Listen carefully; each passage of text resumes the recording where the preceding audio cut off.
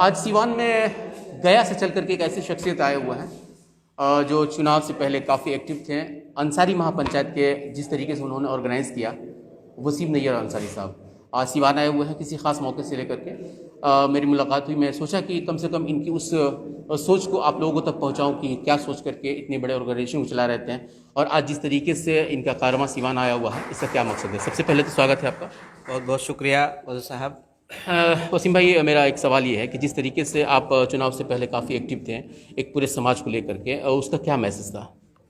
देखिए, जब हम लोग ये राजनीति में आए या जब हम लोगों ने पढ़ा कि हमारा जो समाज है, अंसारी समाज या पसमानदा समाज जो है बिल्कुल हाशिए पर है। मैं जामिया मिल्लिया इस्लामिया यूनिवर्सिटी में पढ़ाई कर रहा था। इंजीनियरिंग करने के बाद जब लौटा तो गया इंजीनियरिंग कॉलेज में हमारी नौकरी लगी। तो यहाँ पे कई लोग हमारे संपर्क में आए जो लगातार समाज की मीटिंग करते थे और हमें बुलाते थे कि आप भी शामिल होइए, समाज की बड़ी लड़ाई है। और सबसे बड़ी दिक्कत समाज का ये है कि जो पढ़े लिखे लोग होते हैं वो समाज से बिल्कुल कट जाते हैं पढ़ने के बाद। तो आपसे गुजारिश है कि आप जुड़िए इस मूवमेंट में। तो मैं लगातार पहले सुनने के लिए जाया करता था, फिर वहाँ से लगा कि नहीं, बात बिल्कुल सही हो रहा है। 2015 की बात है कि जब आया कि भाई पूरे बिहार में हमारा एक MLC नहीं है, एक MLA नहीं है, न एक राज्यसभा में हमारे सदस्य हैं, न एक लोकसभा में सदस्य पूरे बिहार से। चारों सदन में हमारा समाज 0 पर आउट है और एक बड़ी आबादी हमारी है। उसके बाद भी समाज को अनदेखा किया जा रहा है, तो किसी न किसी को तो आवाज़ उठाना पड़ेगा। तो एक मुहिम लेकर के हम लोग निकले हैं कि जब तक कि समाज एकजुट हो जाएगा तो इंशाल्लाह जो हक अधिकार की जो लड़ाई हम लोग लड़ रहे हैं, जो मसावात की हम लोग बात कर रहे हैं कि इक्वलिटी होना चाहिए।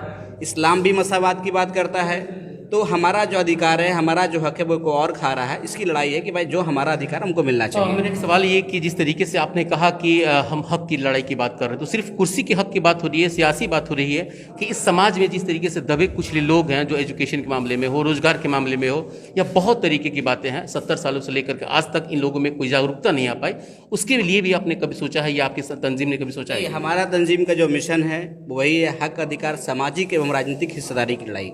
हमारी लड़ाई सिर्फ सियासी हिस्सेदारी की नहीं है, सामाजिक हिस्सेदारी है। आज जो हम लोगों के साथ जो दुर्व्यवहार किया जा रहा है या पहले किया जाता था, जो हीन भावना से हमारे समाज को देखा जाता है, अगर हमारे समाज के कोई लोग MLA भी हो जाएंगे, MP भी हो जाएंगे, ये बड़े IAS अफसर भी बन जाते हैं कि जो लावा बन गया, इस तरह का जो शब्द हमारे लिए इस्तेमाल किया जाता है, ये हमारी लड़ाई है। क्योंकि इस्लाम में जात पात का कोई कंसेप्ट नहीं है, कोई ऊंच नीच नहीं होता है। इसके बावजूद अगर लोगों ने बना दिया है तो हमको लड़ाई लड़ना होगा। तो आप अंसारी महापंचायत लेके चल रहे थे और ये जिस शब्द का आपने इस्तेमाल किया, इसको अक्सर पसमानदा में यूज़ किया जाता है। पसमानदा समाज यानी कि जो लोग पिछड़े समाज थे, उसमें कोई ऐसा नहीं आता है।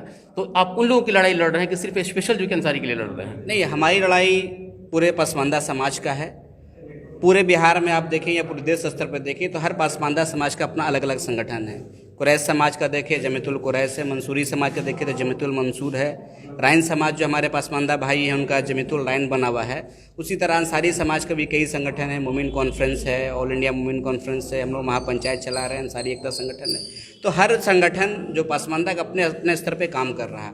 अभी हम लोग भी शुरुआती दौर में अपने समाज को जोड़ रहे हैं, लेकिन हमारा मिशन है कि आगे चल के पूरे पसमानदा को हम लोग एक साथ यूनाइट करेंगे, जिसके लिए अभी हम लोग एक पसमानदा लीडर्स कोऑर्डिनेशन कमेटी भी बना रहे हैं, जिसमें पूरे बिहार के पसमानदा लीडर्स की मीटिंग हम लोग पहले ही करना चाह रहे थे, लेकिन बीच में कोरोना वगैरह जो आ गया तो नहीं कर पाए। पूर्व सांसद डॉक्टर ये आपको अली अनवर साहब, चूँकि वो भी पसमानदा समाज से आते हैं और उन्होंने बहुत बड़ा एक अलग जगाया, यूँ तो कहें तो वो पसमानदा के एक नायक कहे जाते हैं। उनसे आपकी क्या ट्विंस बनती है? क्या आप उनसे सदारत की बात करते हैं, उनसे बात करते रहते हैं, राय मशवरा होती है कि नहीं इस मामले में? देखिए, गार्जियन है, हम लोग भी मानते हैं, उन्होंने बड़ी मेहनत किया है समाज को जगाने में, उनका अहम योगदान है।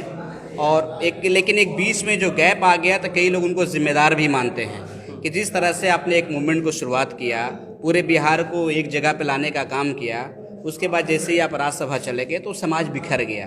तो बिखरने की जिम्मेदारी भी आपको उठानी होगी, फिर से समाज को एक करना होगा।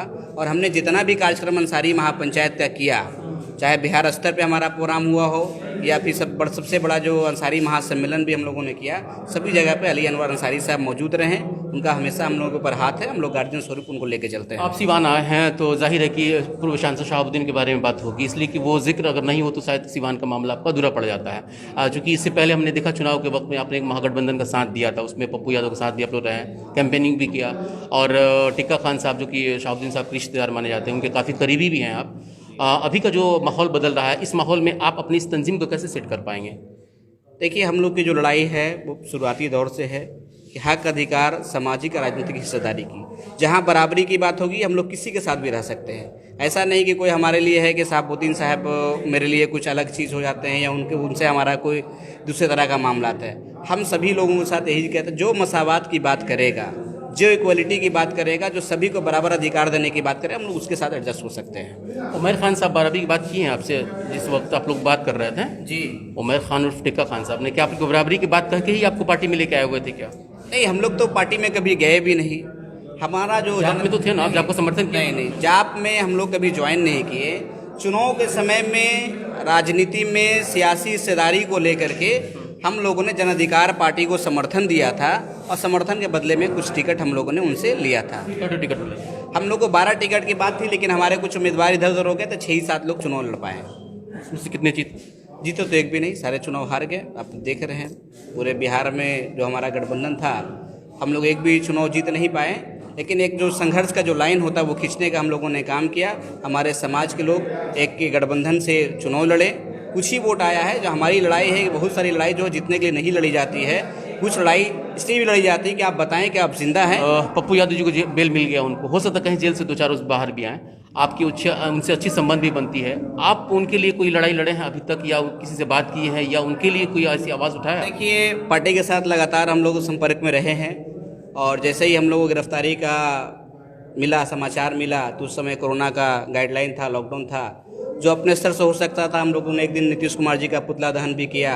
लगातार सोशल मीडिया, फेसबुक से पूरे महापंचायत के साथ ही आवाज़ उठाते रहे।